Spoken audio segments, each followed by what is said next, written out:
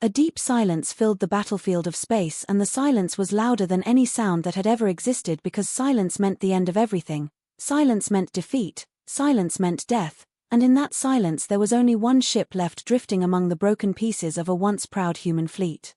The stars looked cold and distant, as if they had turned away from the tragedy that had taken place only moments ago. The ship that survived was scarred with fire marks, its hull cracked, its engines weak, and yet it still floated like a wounded bird that refused to fall.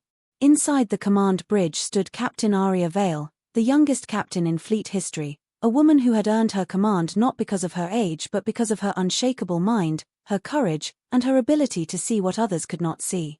She was only 24, an age when most people were still learning who they were, but she was already standing on the bridge of the last surviving ship of the human fleet. Her eyes looked at the broken screens that flickered with static, alarms screamed and red lights flashed around her, and every sound carried the reminder that her crew was gone, her friends were gone, her family of war was gone.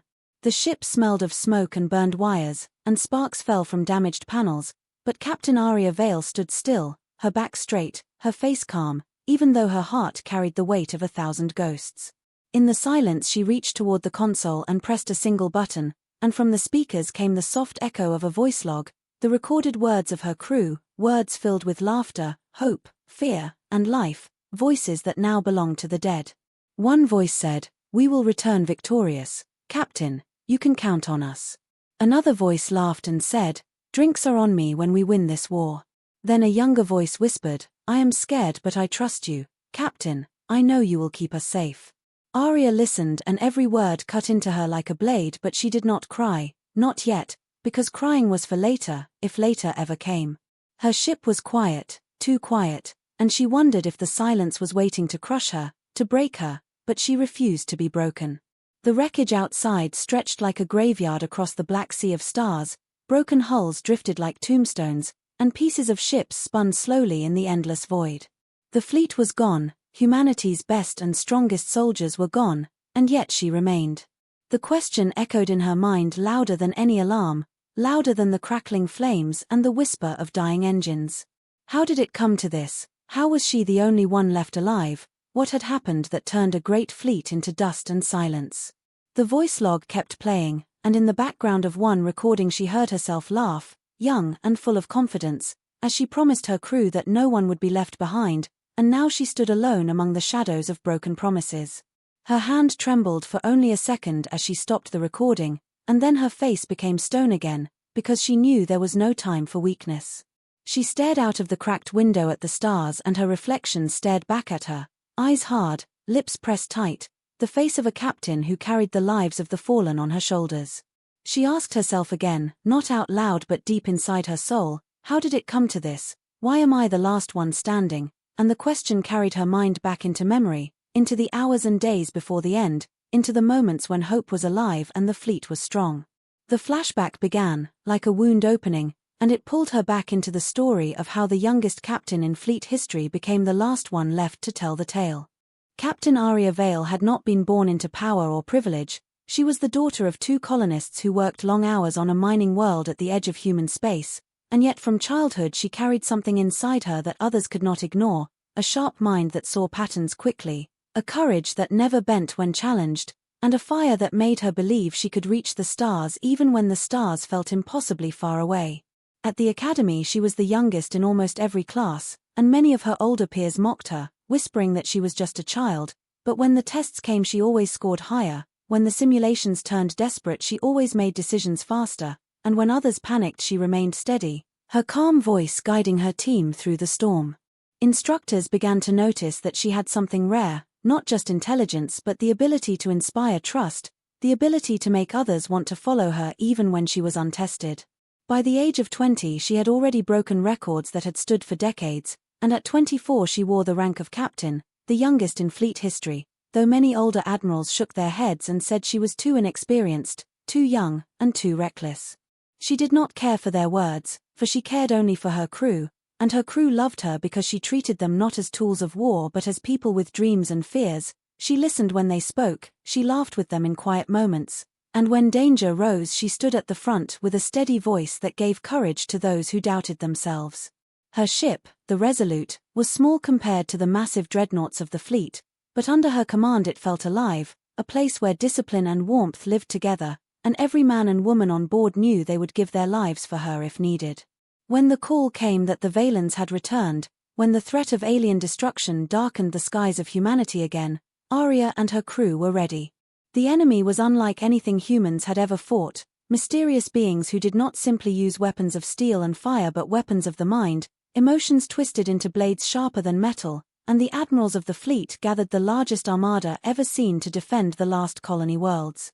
Arya's Resolute was assigned to the outer wing, a place where younger captains often proved themselves, but she did not see it as an insult, she saw it as a chance, because in her heart she knew battles were not won by size alone but by choices made in the most desperate moments. On the eve of departure she walked among her crew, speaking to each with words that carried hope, reminding them that they were more than soldiers, they were guardians of families and futures, and when she stood on the bridge at launch time her voice was clear and strong as she said, "We will fight not because we seek glory but because there are voices behind us, voices of children and voices of the unborn, who depend on us to hold the line." The fleet stretched out like a glittering wall across the stars, ships of every size shining with pride and resolve, and Arya's heart swelled with both fear and determination. She was aware that eyes were on her, waiting to see if the youngest captain would falter, but she did not falter, she met every gaze with calm confidence. Her second-in-command, Commander Joran, older and more experienced, once skeptical of her youth, now trusted her completely, and in a quiet moment he told her, "You remind me of why I joined the fleet, you make me believe again." With those words she knew that her leadership was not about age or rank, it was about the faith she inspired. As the fleet prepared to enter enemy territory she studied the maps and patterns more carefully than anyone, noting the strange silence of the Valens, the absence of direct attacks, and though the admirals dismissed her unease she kept her doubts in her mind. She felt as if the enemy was waiting, preparing something beyond imagination, but she also believed that when the time came her ship and her crew would be ready. In those final hours before the battle, Arya stood alone at the viewport, watching the stars slide past, and whispered to herself that she would not let fear rule her, she would not let the fleet down, and though she did not yet know it, those words were the beginning of the path that would end with her standing alone in silence, the last one left among the wreckage of dreams. The fleet moved deeper into enemy space with confidence, a wall of human ships shining like a great armada of light, and many among the admirals believed victory was already certain because their numbers were overwhelming, their technology was advanced, and their courage was unshaken. But Captain Arya Vale did not feel the same, for as her eyes scanned the void she sensed something wrong in the silence, something hidden in the darkness, something that did not match the lessons of war she had studied since childhood. The Valens were known as ruthless and cunning, yet for hours there was no resistance, no ambush, no sign of defense, only empty stars and quiet systems, and while the older commanders celebrated the lack of opposition Arya felt the weight of dread press harder on her chest. She warned her crew to stay sharp, she tightened patrol formations, and she instructed her officers to monitor every irregular signal, because she knew silence was not peace but preparation. Then it happened. Without warning, the fleet entered a sector where the stars seemed to shimmer strangely, like mirrors bending in water, and at that moment a new kind of weapon revealed itself. The Valens did not fire lasers or missiles, they unleashed waves of invisible energy that spread like ripples across the human ships, slipping past shields, entering minds, and twisting emotions into chaos. On one ship, panic spread as officers began shouting at each other, their fear growing into anger, and before anyone understood what was happening the ship fired on its own allies. On another vessel, despair crushed the hearts of the crew, and they shut down systems, allowing themselves to drift helplessly as targets. The admirals tried to call for order, their voices breaking with confusion, but their words were lost as more and more ships turned against one another, some driven by rage, some by terror, others by uncontrollable grief. Arya's ship trembled under the wave of alien influence too, her crew clutching their heads, some breaking into tears, others screaming in sudden fury, but she remained calm, forcing her voice through the chaos, calling out orders with steady tones that cut through the storm. Commander Joran, eyes wide with fear, turned to her and said, "They are not attacking us with weapons, Captain, they are attacking us with ourselves," and his words gave her the clarity she needed to act. She ordered the medical bay to release calming agents into the air, She instructed officers to shut down certain communication channels that spread panic, and she spoke directly to her crew with a calm, commanding tone, telling them to hold on, to trust her, to remember who they were. Slowly, painfully, the chaos inside the Resolute began to settle, though fear still burned at the edges of every heart. But outside her ship, disaster grew worse by the second. Massive human warships fired at each other blindly, admirals gave conflicting orders that only deepened confusion, and in the shadows of wreckage the Valens finally revealed themselves, their dark ships moving like predators into the chaos they had created. Arya called for the fleet to regroup, to recognize the pattern, but her voice was drowned by the storm of broken channels, admirals shouting over one another, desperate officers begging for rescue, and within minutes half the fleet was already burning. She clenched her fists, her mind racing, her heart steady, because she realized that this was not a normal war, it was a trap, one designed not to test strength but to turn strength into weakness. The Valens had studied humans deeply, had learned how emotions fueled them, and had weaponized that truth against them. On her bridge, young officers looked at her with fear in their eyes, waiting for her to falter, waiting for her to panic, but she did not. Instead, she said with a voice as cold as steel, "We will not fight each other, we will fight them," and those words cut through the haze like a blade of light. Her crew rallied, clinging to her calm presence as if it were a lifeline in the storm, and together they worked to block the emotional interference as best as they could, rerouting systems, reducing signals, anything to dampen the alien influence. Yet even as she held her own ship together, she could not stop the sight of allied vessels tearing each other apart, human against human, friend against friend, until the stars were filled with fire and the once mighty fleet was breaking like glass under the hammer of unseen hands. Arya knew then that the real battle had only just begun, and the trap was closing around them all. The battle that was supposed to be humanity's proud stand turned into a nightmare of confusion and fire as ships of the great fleet tore into each other while the Valens circled like hunters, striking only when their prey was weakest, and on the bridge of the Resolute Captain Arya Vale fought to hold her crew together against a tide that seemed unstoppable. Her voice was calm though her heart pounded in her chest, her orders clear though the world around her was chaos, and her crew clung to that steady strength because without it they too would have fallen to the madness. Outside, dreadnoughts split apart under their own guns, cruisers rammed into allies as if driven by blind rage, and the black void of space burned red with explosions that lit the wreckage like funeral pyres. Arya called again to the fleet, begging them to listen, warning them that the enemy was twisting emotions, that the real fight was not between human ships but against the invisible storm inside their minds, yet her words reached only static and broken cries. Some captains screamed that their crews had mutinied, others wept over the channels as despair drowned them, and more still shouted incoherent orders that only fueled the chaos. The admirals, trapped in their own pride, refused to listen to a young captain's warning until it was too late, and one by one their flagships erupted in violent flames, leaving the chain of command shattered. Arya gritted her teeth, watching allies die not by alien fire but by their own hands, and a fury burned inside her, not the kind that the Valens could twist, but a pure fire of determination, the kind that made her whisper fiercely, "Not while I still breathe." Commander Joran stood at her side, his face pale, his eyes carrying the weight of despair, but he looked to her and found something to hold on to, and with a hoarse voice he said, "They will not take us, Captain, we are stronger than this, we have to be." She gave him the faintest nod, knowing that every second mattered, and turned her focus to survival.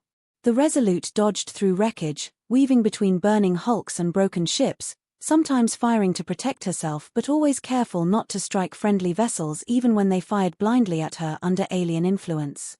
Every decision she made felt like carrying the weight of the galaxy, but she carried it with steady hands because that was what her crew needed.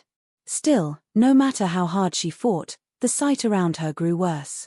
A massive carrier exploded, scattering bodies and fire across the stars, and the shockwave rocked the Resolute, throwing crew to the floor.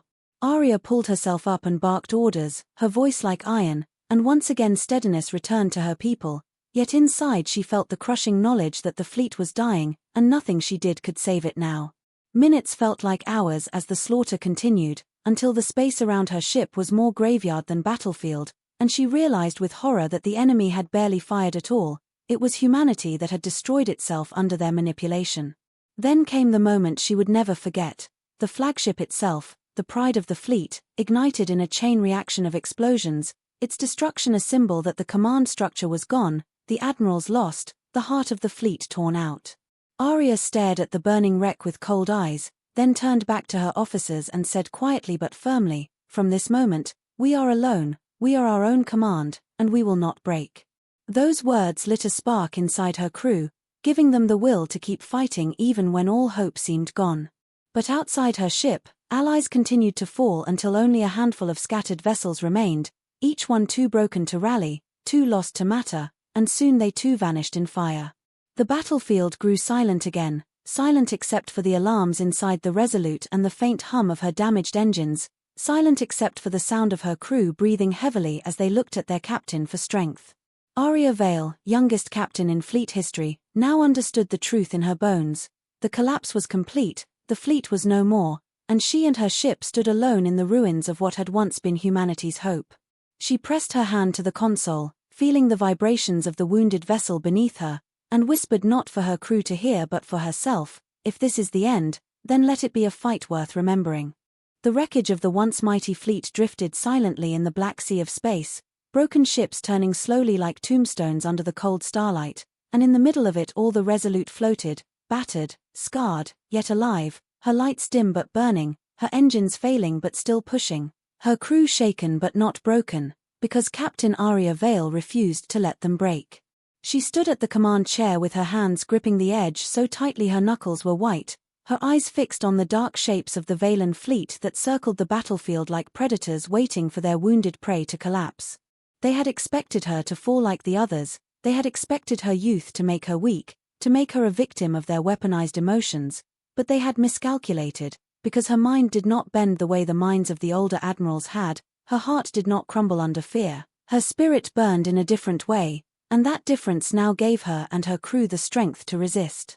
The air inside the bridge was heavy with smoke and the faint chemical haze of calming agents, but her voice cut through it, steady and sharp, as she ordered her officers to shut down half of the ship's systems, a desperate measure that would make them slower and weaker but would also reduce the enemy's emotional interference by removing unnecessary neural pathways and signals the Valens could exploit. Her crew obeyed without question, their faith in her absolute, and the ship dimmed further until it felt almost like a ghost drifting among the ruins. Commander Joran leaned toward her, his face marked with exhaustion but his eyes alive with resolve, and asked, "What now, Captain? What can we do when it is just us against an army?" And she answered with quiet certainty, "We make them bleed, we remind them that humanity does not surrender, we show them that even one ship can stand against fear." Her words spread through the ship like fire through dry wood, and the crew who had moments ago thought only of survival now straightened with pride, ready to follow her into whatever came next. Outside, the Valens moved closer, their ships sleek and dark, almost alive, and Arya could feel the pressure of their presence like a shadow pressing against her chest, but instead of stepping back she stepped forward, ordering the helm to bring them about, setting a course not to run but to strike.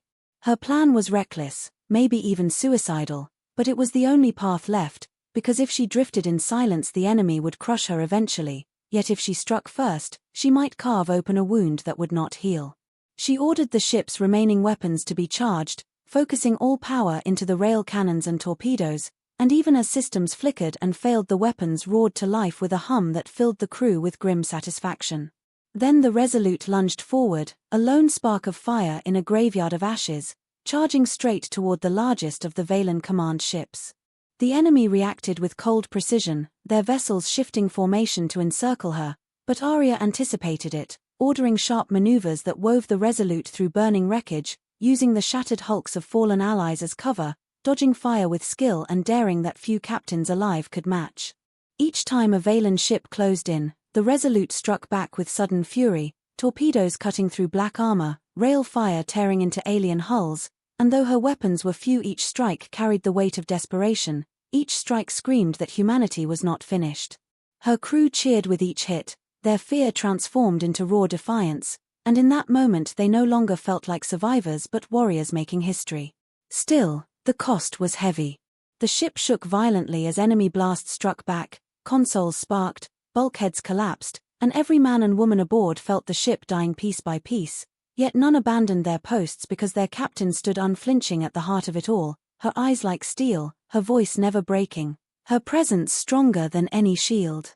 At last the Resolute broke through the enemy circle and set its course directly at the massive Valen command vessel, a dark titan that loomed ahead like a mountain in space, and silence fell across the bridge as everyone understood what was about to happen. Commander Joran turned to Arya, his voice low but firm, and said, "This is a one-way path, Captain," and she answered simply, "Then let it be the right one."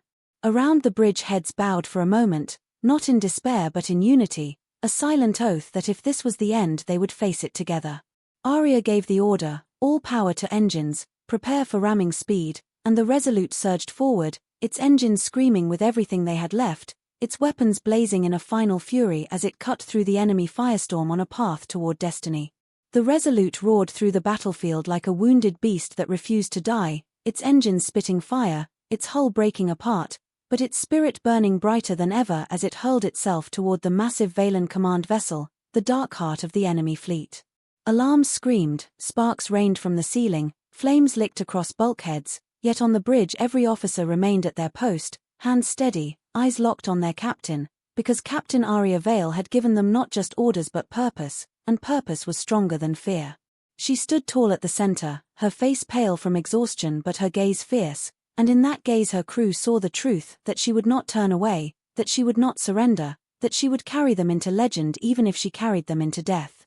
The Valen ship loomed larger and larger ahead, its black surface glimmering with alien light, its weapons firing relentlessly, tearing chunks from the Resolute, but the human vessel pressed on, shields collapsing, armor peeling, corridors ripping open to the vacuum of space, and still it moved forward. Commander Joran shouted over the noise, his voice both fearful and proud, saying, "Captain, we cannot survive this," but she answered with quiet certainty, "Survival is not the goal, victory is," and those words settled into every heart on the bridge like an oath.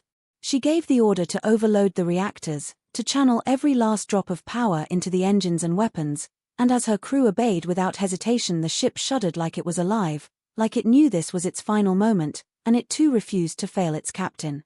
Outside, Valen ships tried desperately to block her path, swarming like shadows, but the Resolute tore through them with suicidal determination, ramming smaller craft aside, blasting others apart, and every explosion lit the way like torches leading to the enemy's heart.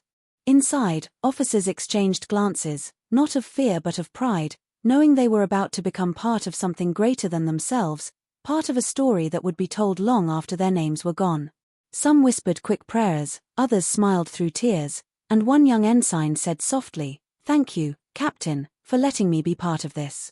Arya heard it, though she did not look back, her eyes fixed forward, her hands gripping the console, her voice calm as she gave the final command, impact course locked, no turning back. The Resolute hurtled forward, faster and faster, its frame groaning under the strain, fire consuming its decks, and in the last seconds time seemed to slow. Arya thought of the voices of her crew, the laughter, the fears, the promises, she thought of the families waiting on the colony worlds, she thought of humanity itself standing at the edge of extinction, and she knew this choice was not an end but a beginning, a sacrifice that would carve a path for others to follow. Commander Joran looked at her one last time, and with a small smile said, "To the end, Captain," and she nodded once, a gesture of respect, of friendship, of unspoken gratitude. Then the Resolute struck. The impact was like a star being born, a blinding explosion that tore through the Valen command vessel, ripping it apart from the inside, and the shockwave rippled across the enemy fleet, their formations breaking, their ships faltering, their hold on the battlefield collapsing. The humans were gone, the fleet destroyed, but in that single act of defiance the enemy too was crippled, their command shattered, their advance halted. The Resolute had died, but it had taken giants with it. In the silence that followed, wreckage floated where once an armada had stood, and among that wreckage carried by drifting signals was the final log of Captain Arya Vale. Her voice, calm and steady even in the end, spoke to whoever might hear it in the future.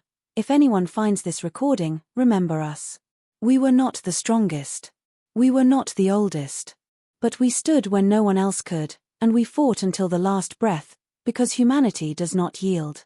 The log ended, and silence returned, but the silence was different now, no longer empty but filled with meaning, filled with the echo of sacrifice. In the years that followed, when scattered survivors told the story, her name became legend, the youngest captain in fleet history, the last one standing, the woman who led a dying ship into the heart of darkness and lit a fire that saved humanity. Across colonies her story was whispered, across generations her log was played, and children grew up learning not just of her death but of her defiance, because Captain Aria Vale had proven a truth no enemy could erase, that even when the fleet falls, even when the night is endless, even when hope seems gone, one voice, one ship, one captain can stand against the void and change the fate of all.